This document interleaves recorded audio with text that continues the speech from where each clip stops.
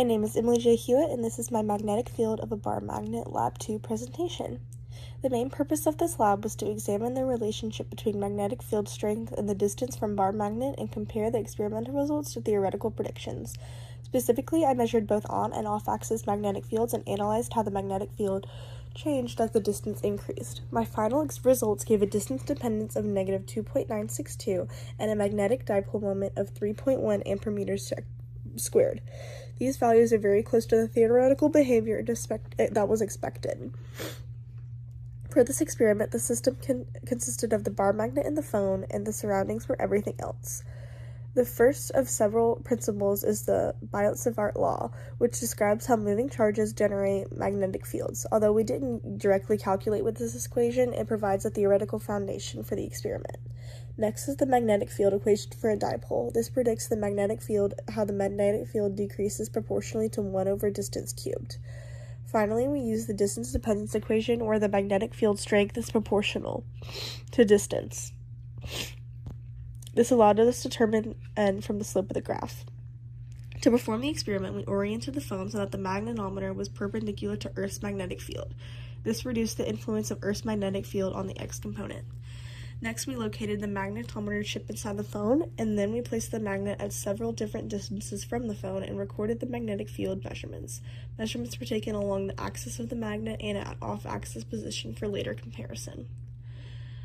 As the magnet moved closer to the magnetometer, the measured x-component of the magnetic field increased. When the magnet was farther away, the measured x-component was much closer to 0. This logarithmic graph gave us our n-component of 2.962. Again, the slope of the trend line was negative 2.962, which corresponds directly to the distance dependence exponent of n. The theoretical prediction for a dipole is negative 3, so the experimental results were very close to theory. Using the intercept of the graph and the dipole field equation, we then solved for the magnetic dipole moment.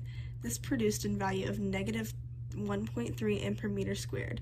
Since the magnetic moment was usually reported as a magnitude, the final value was 1.3 amperemeter squared.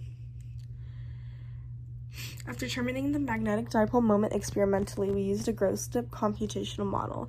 The function calculated the magnetic field produced by a magnetic dipole at any observation point in space. The code uses the dipole magnetic field equation and calculates both the magnitude and the direction of the magnetic field vector.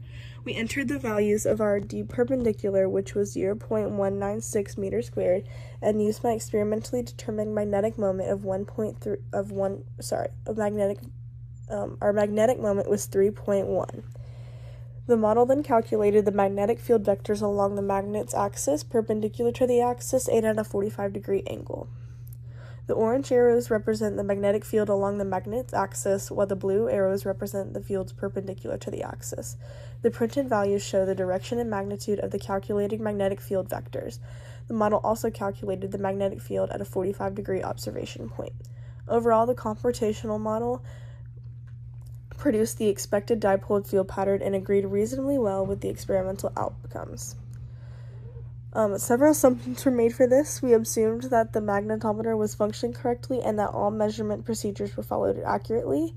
Potential sources of error included human error, rounding error, slight inaccuracies when locating the magnetometer chip, and interference of nearby electronic devices. Despite these errors, the experimental results closely matched the theoretical predictions. So what if? If two identical magnets were placed end to end, the overall magnetic dipole moment would increase. This would create a stronger magnetic field while maintaining the same overall field direction. As a result, the same magnetic field strength could be measured from a greater distance.